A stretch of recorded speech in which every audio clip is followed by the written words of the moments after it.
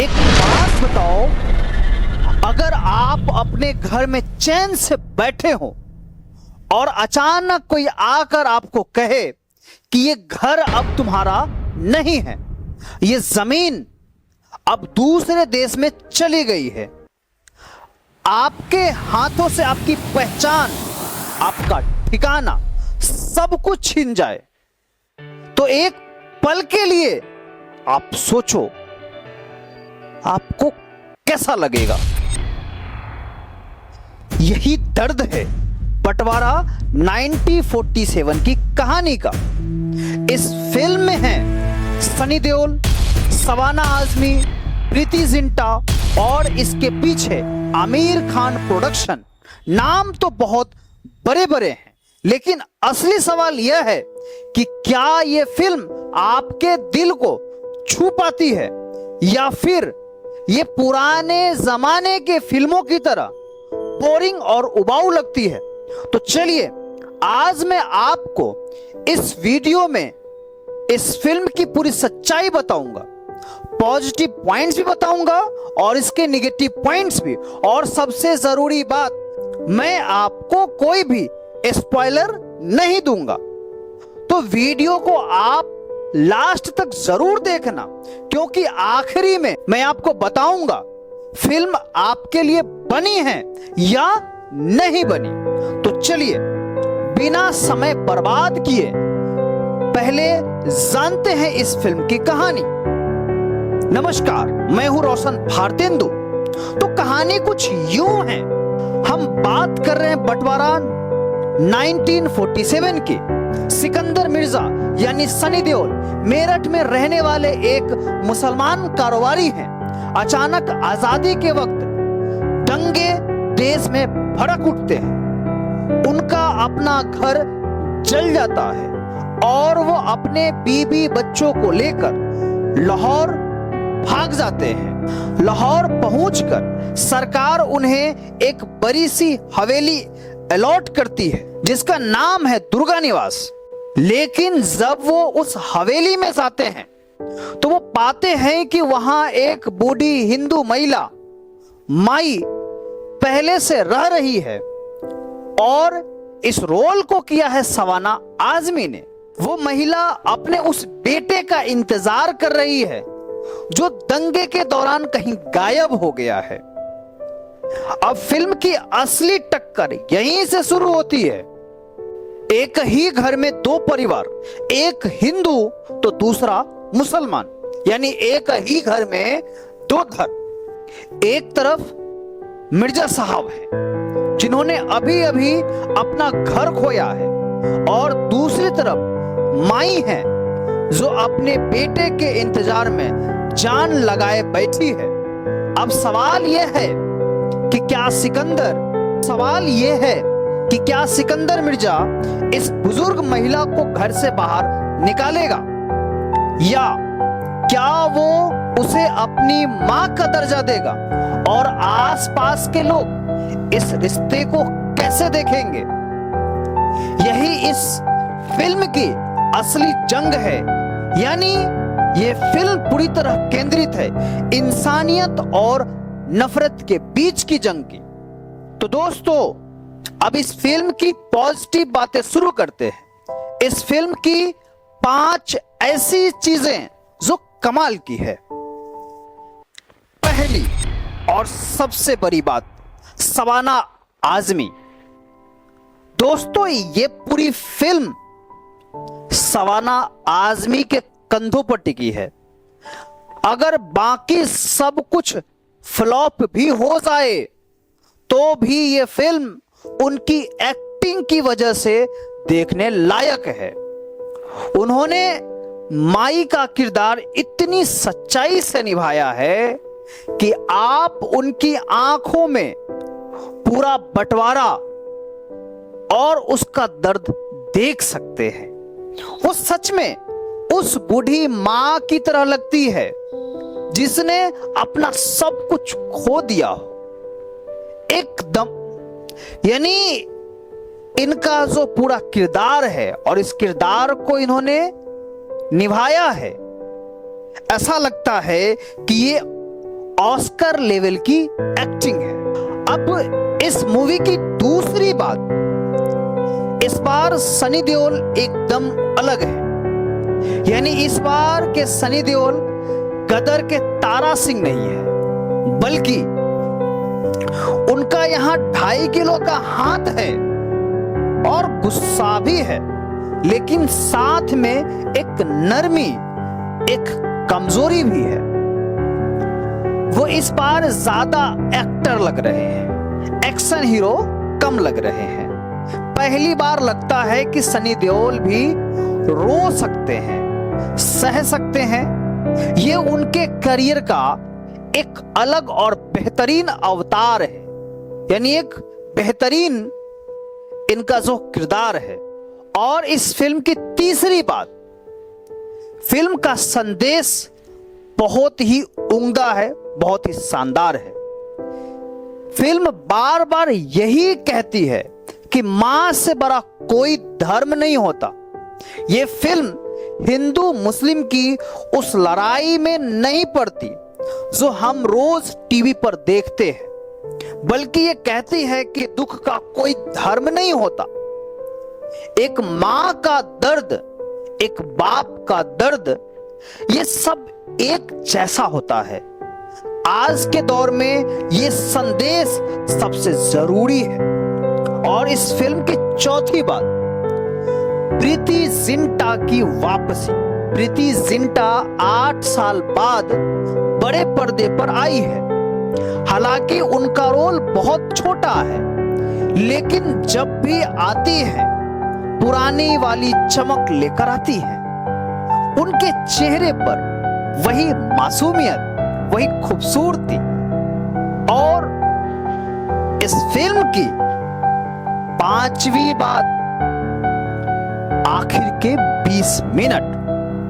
दोस्तों, अगर फिल्म की शुरुआत को अगर देखें तो थोड़ी सुस्त है, बहुत धीरे से ये फिल्म जो है धीरे धीरे आगे बढ़ती है, लेकिन ये आखिरी के 20 मिनट में आपकी आंखों को नम कर सकती है। खासकर पुलिस स्टेशन वाला सीन और आखिर में माई के अंतिम संस्कार का सीन, ये दोनों सीन फिल्म की सबसे बड़ी ताकत है। यानी फिल्म की सबसे दमदार सीन में इसे आप काउंट कर सकते हैं। लेकिन रुकिए, अब तक तो आपने तारीफ सुनी, लेकिन क्या ये फिल्म एकदम परफेक्ट है? बिल्कुल नहीं। अब बात है उस हिस्से पर जहां पे फिल्म कमजोर पड़ती है। इस फिल्म की 6 बड़ी कमियां हैं। मैं एक एक करके आपको सारी कमी बताऊंगा। पहली और सबसे बड़ी कमी, यह फिल्म बहुत पुराने जमाने की लगती है। मतलब ये फिल्म देखकर ऐसा लगता है कि 80-90 के दशक की कोई फिल्म देख रहे हैं। एक्टिंग बहुत ऊंची है, डायलॉग बहुत बड़े बड़े और जोर जोर से बोले गए हैं, जैसे कोई नाटक थिएटर आप देख रहे हो।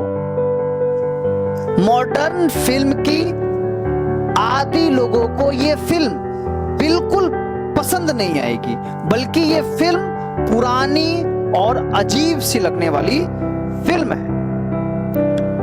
और इस फिल्म की दूसरी कमी की बात करें, ये बहुत ज्यादा उपदेश देने वाली फिल्म है। यानी फिल्म का मैसेज बहुत अच्छा है, लेकिन उसे आपके दिमाग में हथौड़ा मार मार कर ठूंसा गया है। अच्छा बनो, बुरा मत बनो, इंसानियत से बड़ा कोई धर्म नहीं है, ये सब बातें डायलॉग के जरिए बार बार सीधे सीधे कही गई है। फिल्म दिखाती कम है, बताते ज्यादा है। इससे फिल्म कई जगहों पर एक लेक्चर की तरह लगने लगती है। और इसकी तीसरी कमी बात करें तो सेट बहुत ही बनावटी लगता है। फिल्म में पैसे तो बहुत खर्च हुए हैं, लेकिन सेट देखकर ऐसा यकीन नहीं होता है।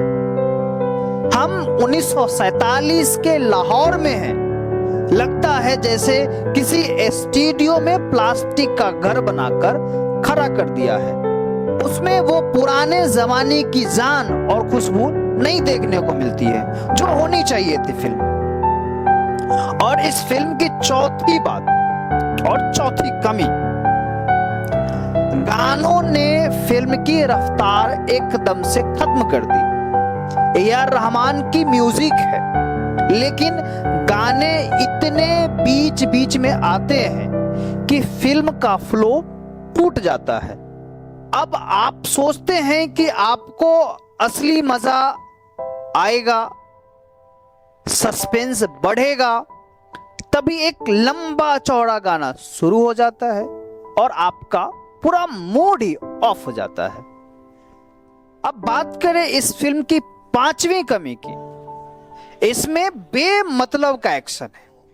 सनी देओल के फैंस को खुश करने के लिए कुछ एक्शन सीन डाले गए हैं, लेकिन वो कहानी में बिल्कुल नहीं जचते। एक इमोशनल सीन के ठीक बाद अचानक सनी देओल का मार धार करने लगते हैं, जो फिल्म को अजीब और बेहुदा बना देता है। और इस फिल्म की छठी कमी, फिल्म बहुत लंबी है। यह फिल्म 2 घंटे 40 मिनट की है। पहला हाफ इतना स्लो है कि आपको लगेगा कि समय रुक गया है। कई जगहों पर कहानी बिना किसी मतलब के घिसटती रहती है, जिससे बोरियत आपको महसूस होने लगती है। लेकिन अब सवाल यह है कि क्या बॉक्स ऑफिस पर फिल्म का पिट जाना, पुराना लुक इसे पूरी तरह बेकार बना देता है? तो चलिए पहले देखते हैं इसका बिजनेस और फिर लेते हैं आखिरी फैसला। दोस्तों, कमाई की अगर बात करें तो इस फिल्म के पहले दिन का टोटल कलेक्शन 5.75 करोड़, दूसरे दिन का 13.50 करोड़ और तीसरे दिन का 7.25 करोड़। यानी 3 दिनों में इंडिया में लगभग 26.50 करोड़ और दुनिया भर में करीब 37 करोड़ रुपया कमाए। लेकिन ध्यान देने वाली बात यह है कि इस फिल्म का बजट 120 करोड़ है। यानी अभी तो बमुश्किल 1/3 कमाई हुई है। बॉक्स ऑफिस पर यह फिल्म फ्लॉप की तरफ बढ़ रही है। लेकिन दोस्तों, क्या सिर्फ पैसा कमाना ही फिल्म की असली पहचान है? क्या कमाई कम होने से कोई अच्छी फिल्म बुरी हो जाती है? मेरा ख्याल है नहीं, क्योंकि कुछ फिल्में दिल के लिए बनती है, लोगों के लिए बनती है, लोगों के जज्बात के लिए बनती है, बिजनेस के लिए नहीं। तो अब बिना किसी झिझक के बिल्कुल सच्चा और आखिरी फैसला हमारी तरफ से सुनिए। तो दोस्तों, अब मेरा आखिरी फैसला सुनिए। बंटवारा 1947 एक ऐसी फिल्म है जिसका दिल बहुत बड़ा है, इरादे बहुत अच्छे हैं, लेकिन ये अपने जमाने के साथ नहीं चल पाई। ये फिल्म वो है जो 90 के दशक में रिलीज होती तो ब्लॉकबस्टर होती, लेकिन आज के मॉडर्न दर्शकों के लिए ये पुरानी पड़ चुकी है। किसको ये फिल्म जरूर देखनी चाहिए? तो सबसे पहले मैं आपको बता दूं, अगर आप शबाना आजमी के एक्टिंग के दीवाने हैं तो यह फिल्म आपको जरूर देखना चाहिए। बस उनके सारे सीन देख लो, बाकी फिल्म को फास्ट फॉरवर्ड कर सकते हो। तो दूसरी बात इस फिल्म की, अगर आपको बंटवारे पर बनी भारी भरकम और इमोशनल फिल्में पसंद है तो एक बार टिकट खरीद सकते हैं। और यह फिल्म किसको बिल्कुल नहीं देखनी चाहिए? तो सबसे पहली बात, अगर आपको तेज रफ्तार, मॉडर्न और मस्त मौज वाली फिल्में पसंद है तो इस फिल्म से आप दूर ही रहे, वरना ये फिल्म देखने जाएंगे तो आप बोर हो जाएंगे। और इस फिल्म की दूसरी बात, अगर आप सनी देओल से गदर 2 जैसे धमाकेदार एक्शन चाहते हैं तो इस फिल्म में आपको निराशा ही हाथ लगेगी। अगर मैं इस फिल्म की रेटिंग्स दूं अपने तरफ से तो 5 में से इसे मैं 2.5 का रेटिंग दूंगा। तो दोस्तों, आपको हमारा ये रिव्यू कैसा लगा नीचे कमेंट में जरूर बताएं। क्या आपने ये फिल्म देखी? आपको कौन सी सीन सबसे ज्यादा पसंद आया? अगर ये वीडियो आपको पसंद आई हो तो लाइक जरूर करें, इसे अपने फिल्मी दोस्तों के साथ शेयर करें ताकि उन्हें भी पता चले कि इस फिल्म में दम है या नहीं।